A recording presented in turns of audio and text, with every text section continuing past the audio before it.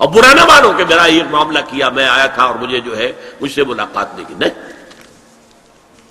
اور اس سلسلے میں ایک بڑا دلچسپ واقعہ ہے۔ ایک مرتبہ آپ حضرت سعد ابن عبادہ کے ہاں گئے اور السلام علیکم ورحمۃ اللہ کہہ کر 2 دفعہ اجازت طلب کی، مگر اندر سے جواب نہ آیا۔